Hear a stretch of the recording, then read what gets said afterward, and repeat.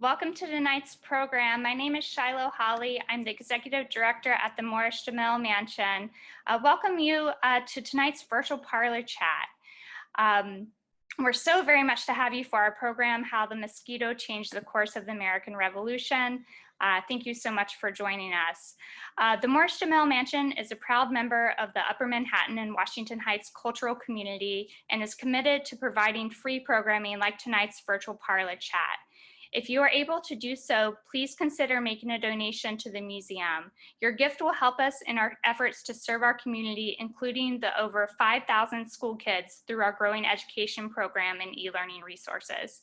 Throughout tonight's program, you can text MJM to 44321, or by visiting the link in the chat. And any gifts received over $50 will be entered to win a copy of tonight's book, which we'll be discussing, The Mosquito. So before we begin tonight's program, I'd like to review a little bit of the format for tonight's evening, including some housekeeping. So today's lecture is currently being recorded. This is a Zoom webinar, so as a participant, you will not be shown on camera and you will only be unmuted if the host decides to do so. If you choose to stay in this Zoom meeting, you're giving your consent for your participation to be recorded. During tonight's program, we encourage you to communicate with us via the Q&A and the chat box and the reactions on the Zoom menu bar. So if you take a look at the screen, you can see all three of those down below at the bottom. You can also raise your hand and one of tonight's moderators will be with you. After tonight's presentation, we'll have about 10 to 15 minutes for an open question and answer session, which you can also share with us your thoughts throughout the program in the chat window. So without further ado, I'd like to introduce tonight's speaker, Dr. Timothy Winegard. Timothy Winegard received his MA in War Studies from the Royal Military College of Canada and his PhD in history from the University of Oxford. Tim served as an officer with the Canadian Armed Forces, including an attachment to the British Army. He is the author of 5 books, including the New York Times bestseller, The Mosquito, A Human History of Our Deadliest Predator, published globally in 15 languages. Tim is an assistant professor of history at Colorado Mesa University. And as a true Canadian, he is also the head coach of Colorado Mesa University's hockey team. So without further ado, I'm going to turn it over to Tim, who is going to share with us more about the mosquito and its role in the Revolutionary War.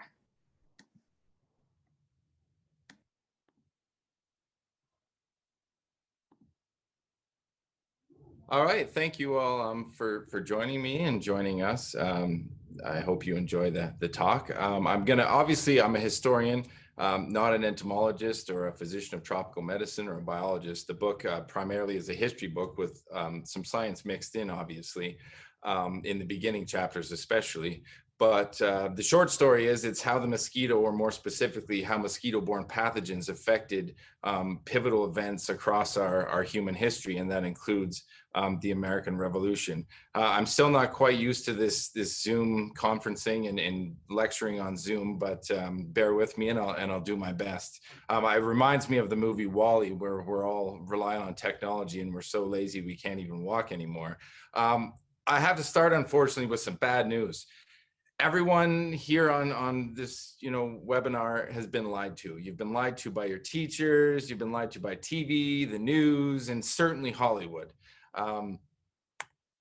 We're all afraid of, all right, why won't you? Oh, there we go. Our nightmares are filled with snakes and sharks and spiders and wolves and crocodiles and all these horrible animals, or wonderful animals, when the real killer is actually the mosquito and has been across our human existence. By far, bar none, no other animal, including actually human beings, competes with the mosquito for the carnage that she, only females bite, has wrought across our species from the dawn of our species in Africa, and actually during our evolution as well. So, we have all these movies, Arachnophobia, Cujo, Jaws, all these movies highlighting these killer animals, when actually we even get Alfred Hitchcock in here, The Birds. We have Sharknado. There's been about 9 of those, so people certainly like that franchise movie, B-grade movies. But we don't see the mosquito up here. And there, in the last roughly 10 years, there is the average death toll inflicted by these various animals, including ourselves. And as you can see, the contest is not even close. If I push that date back to the year 2000, the number for the mosquito hovers between 1.5 to 2 million people per year. So we have made some strides in the last decade fighting back against our deadliest predator, if you will. And a lot of credit goes to the Bill and Melinda Gates Foundation, the World Health Organization, the American British governments, with trying to stop the scourge of mosquito-borne disease or mosquito-borne pathogens.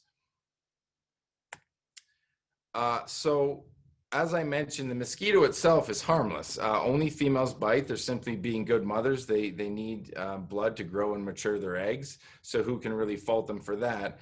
It's the pathogens that essentially are vectored through the mosquito that hitch a free ride or hitchhike via the mosquito to various animals across the planet. There are numerous zoological Noah's Ark of animals across the planet are affected by mosquito-borne disease. So for example, we all love our beloved dogs and give them that little heartworm pill every month. And heartworm in canines is caused by the mosquito as well. And I have a 25-pound cockapoo named Steve who gets his heartworm medication, every month. So there are hundreds of mosquito-borne pathogens because some of them aren't, like West Nile, for example, has different variants. So the West Nile virus in Australia is different than the West Nile virus here in the United States, or specifically here in Colorado, where we're in West Nile Alley. But we can break down mosquito-borne pathogens into 3 categories. Essentially, the worm category, which is filariasis, often mistakenly called elephantitis, but it's elephantiasis. It's a worm that blocks the lymph nodes and causes extreme engorgement of limbs and genitals. So there's pictures of men, unfortunately, with scrotums the size of large beach balls that they have to carry in a wheelbarrow with filariasis or filaria worms. It's treatable with modern medicine very cheaply, but over 100 million people a year still suffer from filariasis, unfortunately. The virus class is the most abundant of mosquito-borne pathogens, and you'd be familiar with some of these on the PowerPoint here: yellow fever, dengue, West Nile Zika, chikungunya, Marrow, Eastern equine encephalitis, Japanese encephalitis, Venezuelan encephalitis. There are numerous viruses, and I just listed here, obviously, the most prevalent and the most well-known. Of the virus class, yellow fever is the only one currently with a vaccine. It was developed in the 1930s. But still, somewhere between 25,000 and 40,000 people succumb to yellow fever every year, which is shocking given that there is a vaccine since the 1930s developed by a South African American. So yellow fever was nicknamed the black vomit by the Spanish. You certainly don't want to contract yellow fever. It is the paramount killer of the virus class. And then obviously some more benign cousins of yellow fever, West Nile, Zika, and dengue actually is making a huge comeback. Currently, they estimate that 4 billion people, so more than half the population on the planet, is at risk of dengue alone. Forget the other mosquito-borne pathogens. So I'll touch more on that later. And then the scourge of humanity it's a protozoan parasite. It's a very, very sophisticated parasite that has shadowed our evolution. The great apes have malaria. Numerous animals actually have their own malarias. It has been the scourge of humankind and a paramount killer of humanity across our existence. It has a very sophisticated life cycle and reproductive cycle, which is why it's so hard to combat. And also, it's not a virus in the true sense. So we're trying to develop malaria vaccines, but they're different from the virus class of vaccines. So it still haunts human beings across the planet. Upwards of 300 million people a year still contract malaria. So there's a little video I'll show. It's real quick. It's called PBS Deep Look. I'll turn up my volume for you. It's about the mosquito and how she bites and why she bites. The mosquito itself is an extremely sophisticated creature. And if she didn't cause so much death and destruction, we might actually be able to appreciate the evolution and how remarkable this creature actually is.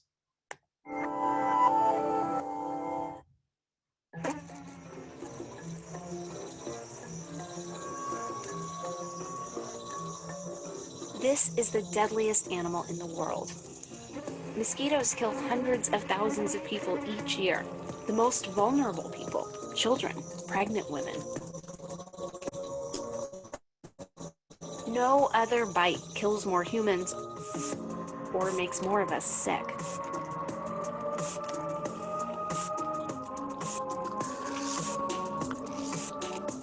So what makes a mosquito's bite so effective? For starters, they're motivated. Only females bite us. They need blood to make eggs and a pool of water for their babies to hatch in. Even a piece of trash can hold enough.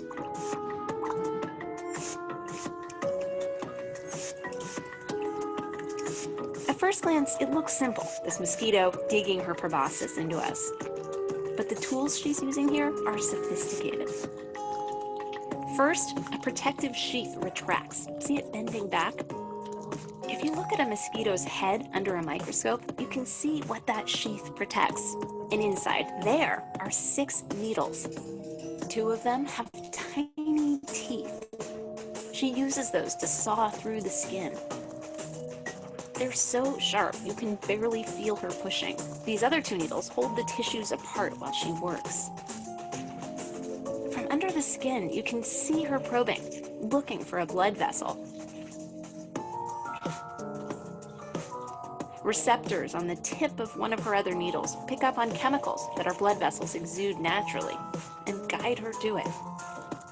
Then she uses this same needle like a straw. As her gut fills up, she separates water from the blood and squeezes it out. See that drop? That frees up space to stuff herself with more nutritious red blood cells.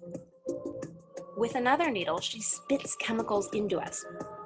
They get our blood flowing more easily and give us itchy welts afterwards. And sometimes, before she pries herself away, she leaves a parting gift in her saliva. A virus or a parasite that can sicken or kill us.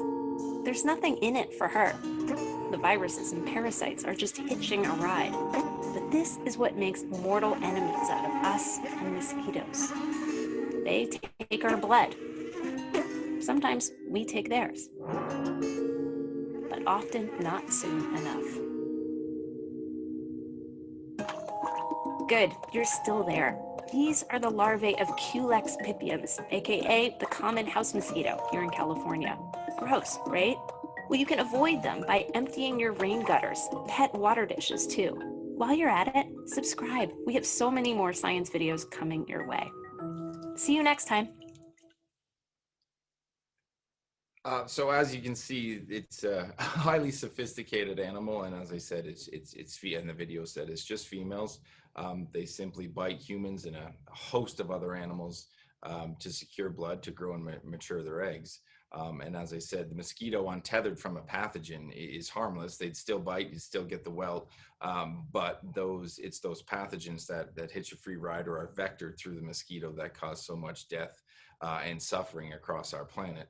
So obviously I'm going to focus specifically on the American Revolution, but the book follows the chronology of mosquito-borne disease affecting pivotal historical events from the extinction of the dinosaurs to Alexander the Great, the Greco-Persian Wars, the Peloponnesian Wars, the rise and fall of the Roman Empire, and then goes all the way through the Columbian Exchange and the transference of global ecosystems across our planet, which included various species of mosquitoes, specifically the Aedes aegypti mosquito, which found a home in the Americas, and it was transported or was a hitchhiker on board slave ships coming to the Americas, and then started vectoring yellow fever across the Americas. So that is essentially a foreign mosquito, but that's the one you hear about in the news so much because it transmits so many of those pathogens, the virus class of those pathogens.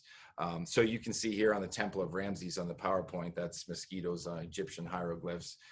The Egyptians certainly suffered from malaria and perhaps filariasis as well.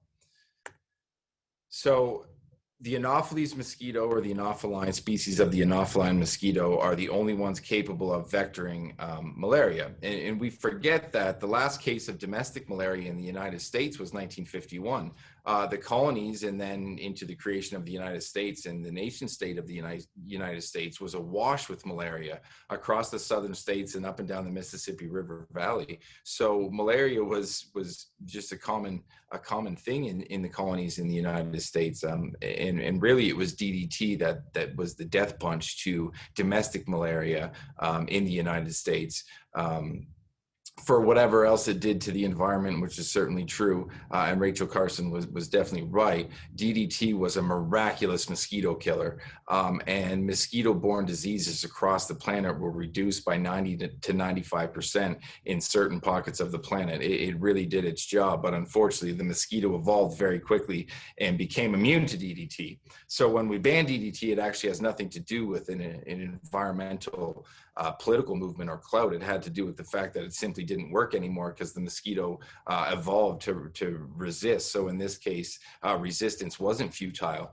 They did anywhere from 7 to 20 years, depending on the species, or sorry, 2 to 20 years, depending on the species. The average time about 7 years to be immune to DDT for mosquitoes. So General Anopheles and her unalienable bites, she's a founding mother of the United States and independence. So malaria, as I had mentioned, was a mainstay in the colonies. Since settlers arrived here. Actually, there was no malaria in the Americas prior to European settlers coming here. There was Anopheles mosquitoes here, but they did not vector malaria because the parasite had not been introduced. So when settlers come to Jamestown, immediately they have malaria in their blood. There was malaria in England, and a lot of the original settlers to Jamestown and Virginia came from the Fenlands, which was the malarial hotbed of England on the east coast, the eastern counties of England. So they brought malaria with them, and the Anopheles mosquitoes of the New World, or the Americas, immediately began vectoring it, including to indigenous people, with very unfortunate results. So malaria was a mainstay actually in the Washington household, and we have here George writing a letter to his nephew describing Martha Washington coming down with bouts of the ague and fever. Ague is malaria in Old English, coming over from England. That's the term the English used. And quinine, which comes from a bark from the tree in the Andes in South America, was the only known defense to malaria. So he talks about quinine. And he also talks about what is called seasoning. You can see in the third point there, he talks about seasoning. George himself contracted malaria for the first time at 17. And the type of malaria, there's 5 types of human malarias. The type of malaria most common in the colonies was vivax malaria, which you can have reoccurrent bouts of malaria without getting reinfected. It simply lies dormant in your liver and then can burst from your liver and cause a reinfection in your bloodstream. So usually it's 3 to 5 years is the limit, but there's cases of people 30 years later having recurrent malaria bouts from vivax malaria. The longest was a British soldier who contracted malaria during the Second World War, and he had a bout over 30 years later without being reinfected by another bite. So he had reoccurrent bouts of malaria. He was reinfected with malaria by more bites, but he recognized, albeit short of scientific affirmation, the idea of seasoning. And this comes into play when we look at the revolution and the difference between the American soldiers and the British soldiers under Cornwallis in the Southern Campaign. So I don't suggest this as an inoculation strategy, but the more you suffer from malaria, the less you suffer. The more bouts of malaria you have, the less severe the symptoms and the less chance of death. So that is a term that they called, or a process that they called seasoning. So when someone's been seasoned to malaria, it means they've been repeatedly infected. So their symptoms are less severe and the chances of death decline as well. So President Washington was one of 8 presidents that we know of who suffered from malaria. So Monroe, Jackson, Lincoln, Grant, Garfield, Teddy Roosevelt, and Kennedy.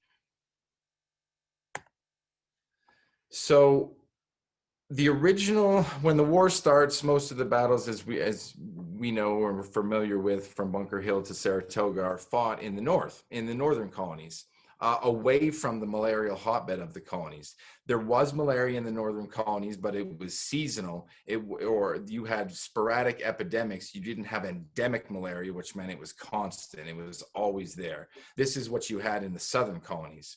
So essentially General Washington is playing cat and mouse with the British in the opening years of the war in the north, and the British are very unhappy that he won't commit to a decisive battle so they can essentially end the war. And certainly after the brilliant American victory at Saratoga, led by a fired up Benedict Arnold, the British also are aware that the French at some point will come to the American aid. They're already supplying weapons. The Americans were using French weapons at Saratoga.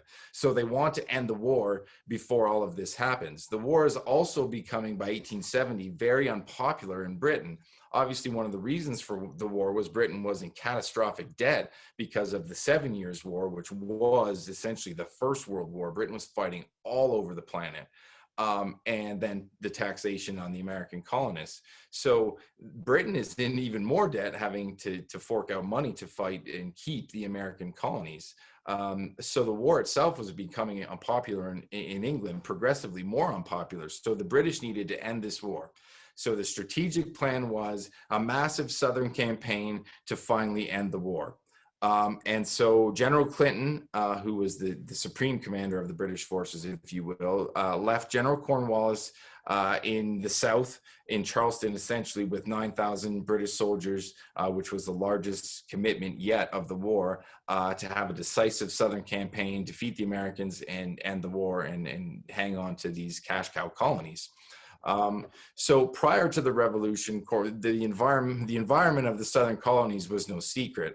South Carolina especially was just awash with malaria and epidemics of yellow fever, and those yellow fever epidemics spread all the way up through Boston, Philadelphia, and New York City, all the way up to Halifax and Quebec City in Canada, actually. So yellow fever was not entirely foreign to the colonies either. It ripped through the populations and then burned out when the frost came, essentially, especially in the northern colonies. So he understands that he's in a very precarious situation, and he moves his troops immediately out of Charlestown, as it was called then. The name is switched when America gains independence to Charleston. It was Charlestown under the British. And he understands that he needs to get out of Charleston, and so he moves his troops into the interior, essentially to occupy forward operation posts, if you will, or forward operation bases. And also because Georgia and South Carolina allegedly had more loyalists to the British cause. And so he was looking to recruit loyalists and obviously get food and other supplies from this abundance of loyalists that he was told were in specifically the Carolinas and Georgia. So he very quickly, he realizes as his troops in August 1780 are shredded by malaria, that he's in a bit of a difficult position because his troops, the combat effectiveness of his military is being drastically affected by malaria. So he moves his troops into the interior to avoid the peak mosquito season in Charleston. So you can see here this map. This is the malarial zones of the United States or the colonies. It's after the revolution, obviously. But you can see that malaria, there was sporadic seasonal malaria in southern Ontario, Quebec, and Canada. So it's that far north. And then obviously up along the Mississippi River watershed is where you see the darker pink, and then in the southern colonies. So if we look at a map of the British march, if you will, during the final campaign, 1780, 1781, it is altogether very strange. And he's zigzagging across the Carolinas, and he's not actually running away from the Americans, because if we look at the battles themselves, Cornwallis is actually winning most of these battles in the Southern campaign. Not all, but most. He's trying to find a place where he can rest his ailing army, his sick army, and get some respite from malaria. And he says this very clearly in his own, which I quote here, in his own letters, diaries, papers. So he keeps asking loyalists, these are American colonists who've been seasoned to malaria, and they say, oh yeah, go over there, and that's a safe place to camp out. And as you see, his soldiers keep getting sick. And I don't mean to be trivial or flippant, but in military terms, a sick soldier is more draining to the military machine than a dead one. A dead soldier is dead. Yes, they need to be replaced in the line, but they're not continuing to consume valuable resources. A sick soldier needs to be replaced, but they also continue to consume valuable resources as well. So they're a drain essentially on the military machine. So even if malaria isn't killing these British soldiers, it is sickening them where they can no longer fight and they can't stand to post. So most of these British soldiers actually come from northern England and Scotland, which is away from the fenlands or the malarial belt of England. So they haven't been exposed or seasoned to British or English malaria, let alone the colonial stew of malaria in the southern colonies. So he continues to fight, and you know, Cornwallis wins at Camden, but he notes that 40% of his army is sick with malaria and rendered unfit for service in point 2 here. And then he scatters Horatio Gates' army at Camden, as I said, and Gates is demoted after this. And General Greene says that the British prisoners that he's capturing are the emaciated picture of disease. So the Americans are also aware that the British are suffering severely. So Cornwallis himself actually gets the ague, as he says in point 4 here, or malaria, and he reports that his army is nearly ruined by malaria and that they will be unfit for service for some months. So he continues to zigzag. He continues to try to find respite from malaria based on loyalists in the Carolinas, and to no avail. He continues to get sick, and his army continues to get sick, and he's complaining about it here in point 5. They say go 40 or 50 miles farther and you'll be healthy, complained Cornwallis. It was the same language before Camden. There was no trusting to such experiments. So having been denied a decisive victory, which was the strategic goal of this Southern campaign in the Carolinas, with peak malaria season bearing down, he staffs a few vital garrisons in the Southern colonies, including Charleston, and he marches his army north towards Jamestown in Virginia to, as he says, preserve the troops from the fatal sickness which so nearly ruined the army last autumn. So if you, the map Charlestown, as that was what it was called prior to American independence. Look at this line of march here. It's unbelievable. And I should say that General Lafayette is playing cat and mouse with Cornwallis's forces across this map as well. So General Clinton still believes that the Americans and French will attack New York. And so he wants Cornwallis to come north to a position where he can be readily available for General Washington's inevitable attack on New York City, which obviously doesn't happen. So he orders Cornwallis to come north and encamp along the Chesapeake Bay so he can be summoned very quickly. So Cornwallis is told to encamp at Yorktown, which is a tiny hamlet of 1,700 to 2,000 people at the time, in between the James and York rivers in the tidewater estuaries and swamps, which were essentially rice fields and rice paddies at the time. So he actually says to Clinton, I don't think this is a very good idea. Consideration whether it is worthwhile to hold a defensive post in this bay because of the sickness and what was called the miasma theory, which was at this time the prevailing thought that It comes from Hippocrates, actually. The prevailing thought was that disease, including mosquito-borne disease, came from or emanated from toxic particles and fumes that emanated from standing water and swamps. So this is obviously not a great place, even with the miasma theory, to encamp or entrench your troops. So he complains, but as a soldier, he follows orders. Even though full well this probably cost the British the revolution, this specific decision. So he encamps his troops at Yorktown in August. So August to October are the worst, the malaria season at this time in Virginia. So it's the right place, the right time, the right season for General Anopheles to essentially attack, and she does, and she unleashes a storm of malaria on her British guests and essentially changes the course of history. The Americans also suffer from malaria, but not to the extent of the British because they had been seasoned, obviously. So on September 28th, Generals Washington, Rochambeau, Lafayette, and General Anopheles orchestrate a hasty siege of Yorktown by land, sea, and of course air. So Cornwallis pleads to Clinton for reinforcements. He pleads for medical supplies and quinine and gets none of it, obviously. And at the outset of the siege of Yorktown, Cornwallis is in command of roughly 8,700 troops.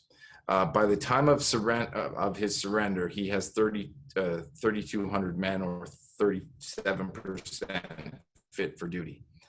Given that British combat casualties were roughly 200 killed and 400 wounded, over half of his force was actually sick, dead, or dying of malaria, and they were literally eaten alive by malarious mosquitoes at Yorktown.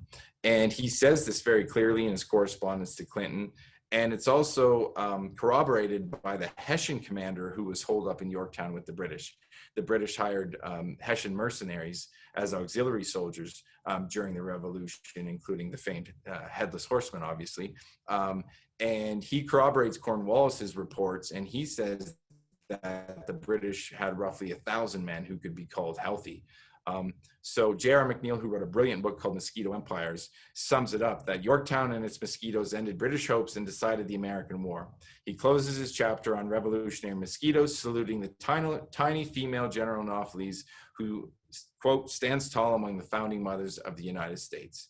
So the mosquito actually, for real, actually deserves a place on Mount Rushmore.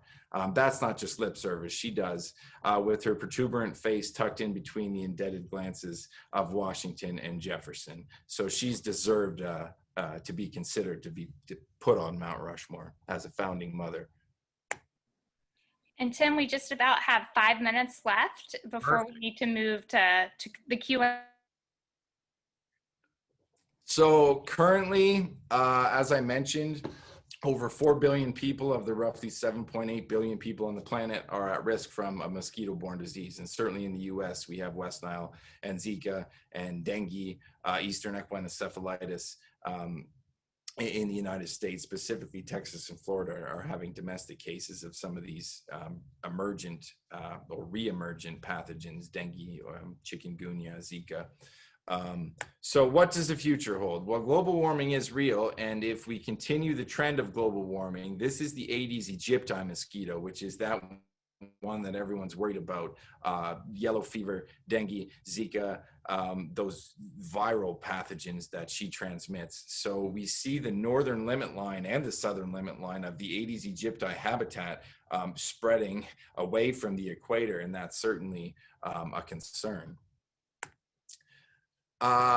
Since it was unveiled in 2012, CRISPR gene editing technology offers some hope combating mosquito-borne pathogens. So essentially, CRISPR, we can intrude on natural selection and change the genetic makeup of any living thing that we want, including human beings. And there's obviously this new technology is fraught with some moral considerations.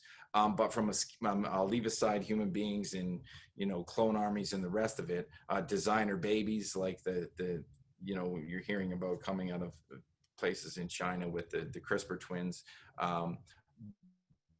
But From a mosquito point of view, there's hundreds of CRISPR research labs all over the world, and there's essentially two avenues. One is to CRISPR mosquitoes in a lab, male mosquitoes, and make them, release them into the wild, and when they breed, all of the offspring will be either infertile or stillborn.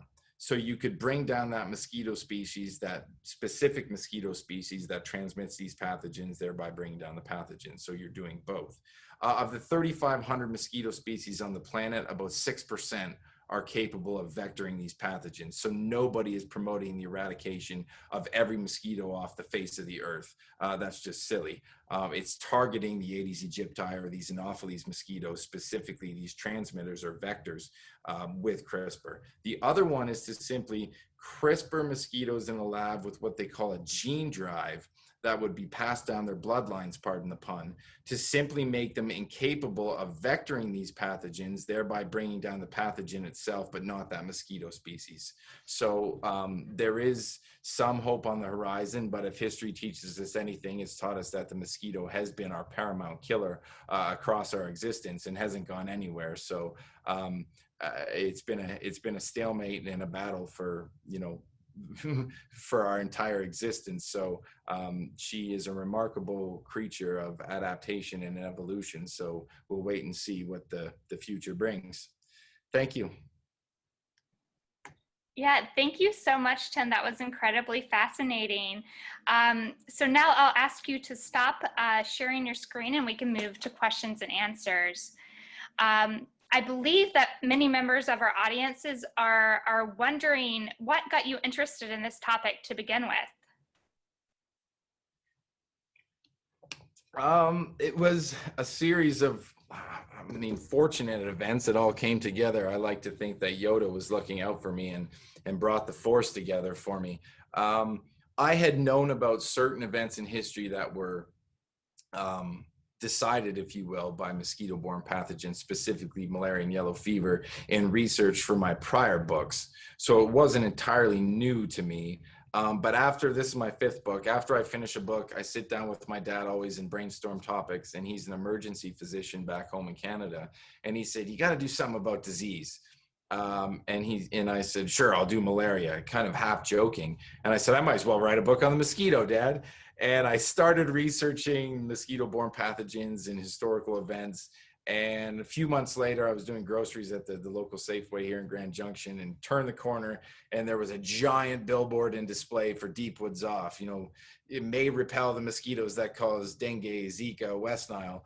And I kind of just stood there and looked at it with my Guns N' Roses playing in my ears, and went, all right, it must be a sign. So I continued my research, and then had a lot of fun doing it, and went down that rabbit hole, if you will. And obviously I'm from Canada, so mosquitoes are our national bird. Like our spring and early summer is torturous. But I now have a grudging respect for the mosquito as well as a severe hatred still. So it's a bit of both. Yeah, that's great. So can you talk a little bit about how your book has informed scholarship on the American Revolution? Was it a well-established fact that these troop traffic patterns were dictated by what you argue, or is this new scholarship in that regard? No, there was, obviously there's, as Isaac Newton said, I may be a pygmy, but I'm a pygmy standing on the shoulder of giants. Given that this animal has essentially dealt out so much death and suffering across humanity, there is so much written on the mosquito. A lot of it from a scientific point of view of kind of our eternal battle and struggle with the mosquito, and how we can finally, if gain the upper hand in this battle and try to reduce some of these pathogens, or eradicate some of these pathogens. But J.R. McNeil, as I mentioned earlier, his Mosquito Empires, it deals with a very limited time and place, if you will, in the book, but it is absolutely fantastic and was a wealth of knowledge and a wonderful resource for me. And I quote him quite often in the book itself to give him due credit. So it was a matter of, for a lot of this, pulling pieces from primary sources, pulling pieces from secondary sources, pulling pieces from medical journals and textbooks, and trying to fit all the puzzle pieces together. And the more research I did, essentially, the more puzzle pieces I fit together, and a very clear picture emerged of what was actually happening. We like to assign these wonderful historical events to human agency. We like to kind of assign the outcome to human agency and our wonderful men and women of history, but often the case is that's not the case. It's outside influence, whether it be climate or disease or other things. So, for example, Napoleon's campaign in Russia was absolutely crushed by typhus. So it wasn't really anything. It was luck of the draw and disease, and you know, his survivors kind of straggled out of Russia. So I think disease and pestilence, maybe not anymore with coronavirus, but it's boring. People don't want to hear about that. They want to hear about great human beings who do miraculous things. But unfortunately, that's not often the case when we look back in history, especially when we didn't know the cause of diseases and certainly had no treatments. I mean, the treatment, as Thomas Jefferson said, people get well in spite of the treatments, because these are often horrific. So bleeding, George Washington died of being bled to death, essentially. So, I mean, when we think about these treatments, you know, I'll take my chances with infection. I'm not going to the hospital, is what most of these soldiers would say. And that's including the Civil War as well.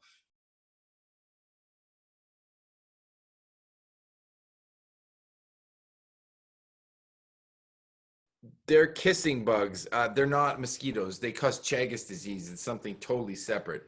And I'm not an expert on assassin bugs, or kissing bugs is what they're called, or Chagas disease. I don't think you want it, would be my guess.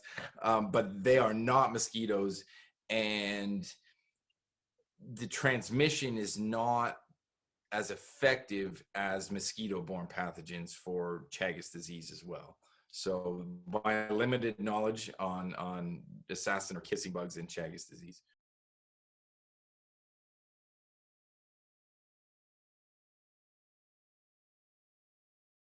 It's a great question, and certainly one that is being asked with CRISPR research and in trying to eradicate certain types or species of mosquitoes.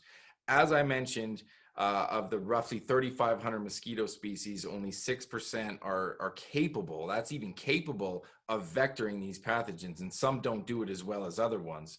So no one is prescribing the eradication of every mosquito from the face of the planet. Roughly 100 to 110 trillion at any given moment on planet Earth. So what would happen hypothetically if we did that? We don't know, but we do know that mosquitoes do serve ecological functions. For example, both males and females drink nectar, so they do pollinate certain plants. They're not pollinators to the bee level, but they are pollinators. And I actually got an email from the president of the American Orchid Association, and he told me that if you eradicated mosquitoes, certain types of orchids would become extinct because they're actually only pollinated by certain types of mosquitoes. So if you're an orchid lover, you would lose your orchids. Obviously, bats eat mosquitoes, birds eat mosquitoes, certain fish feed on the top water where they eat the pupa and the eggs, larvae of the mosquitoes where they breed. So we don't actually know, but luckily nobody is promoting or promulgating the eradication of all mosquitoes from the face of the planet. It's specifically targeting these very, very select species for eradication to bring down those pathogens.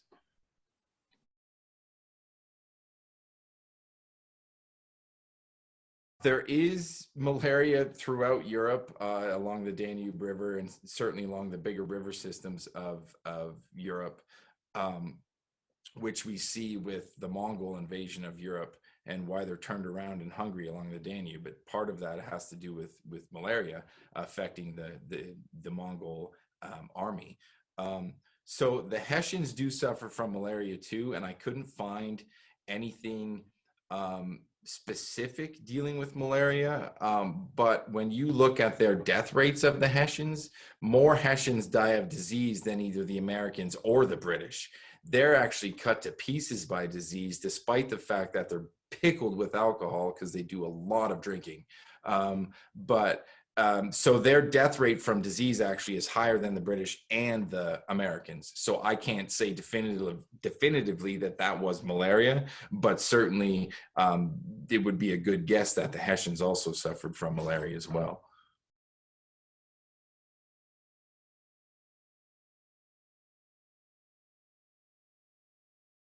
The Anopheles mosquito, or subspecies of the Anopheles, is the only mosquito capable of vectoring the malaria parasite. So there is Anopheles mosquitoes, or was, all over the planet, as I said, prior to DDT. You have malaria in Australia, you have it in Canada, you have it in the United States. So it can survive in relatively, if you will, harsh climates, even for small periods of time. So you get epidemics of malaria in Toronto or in Ottawa. Even as far north as Ottawa in Canada, you had malaria epidemics while they were building the Rideau Canal in the 1820s and 30s. So you can have Anopheles mosquitoes live, sporadically everywhere or seasonally everywhere. So what happens way back when is that New World and Old World Anopheles mosquitoes roughly separated and follow their distinct evolutionary paths for 95 million years. So that's how long they've been separated. Now, what's crazy about that is that when the settlers come over with malaria in their blood, these Anopheles mosquitoes who'd never known malaria or hadn't known the parasite for 95 million years immediately were capable of vectoring the malaria parasite in the Americas, which is quite fascinating actually from an evolutionary standpoint. So obviously there's 3,500 different mosquito species, but the Anopheles mosquito or subspecies, Anopheles gambi, for example, is the big one in Africa that transmits malaria, are the ones that are capable of vectoring, only ones of malaria. And the Culex mosquito is the one that's as you saw in the video, the common mosquito that exists in your backyard and everywhere else, but they are capable too of vectoring West Nile and other pathogens.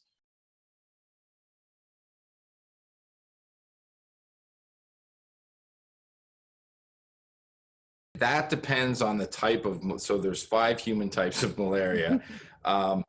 Falciparum, to get into the science, but falciparum malaria is the paramount killer. And yes, it does exist in the Americas, but it's sporadic. It's vivax, that's the most common one actually across the world, but also in the colonies.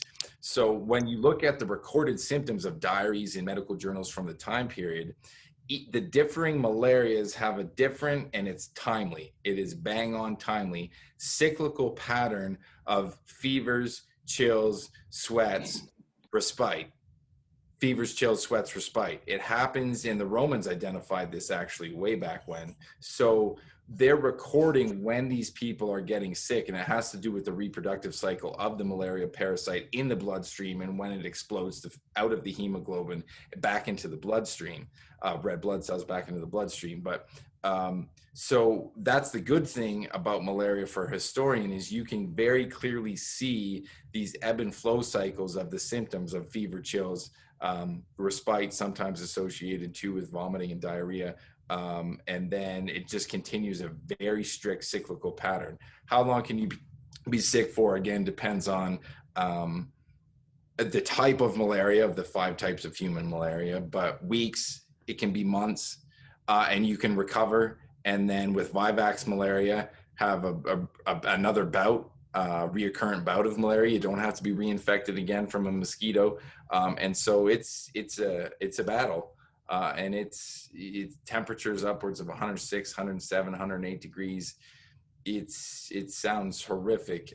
The majority of deaths, or 90% of deaths, from malaria, specifically that falciparum malaria, are children under the age of 6 and pregnant women, because their immune systems aren't developed or they're weakened. And it unfortunately, that's the demographic that it kills the most. Great. A quick follow-up question to that. Why was the vomit black? That's with yellow fever, not malaria, but yellow fever sounds, and it happens more quickly than malaria. It's essentially they're vomiting up. It corrodes, the virus corrodes your organs.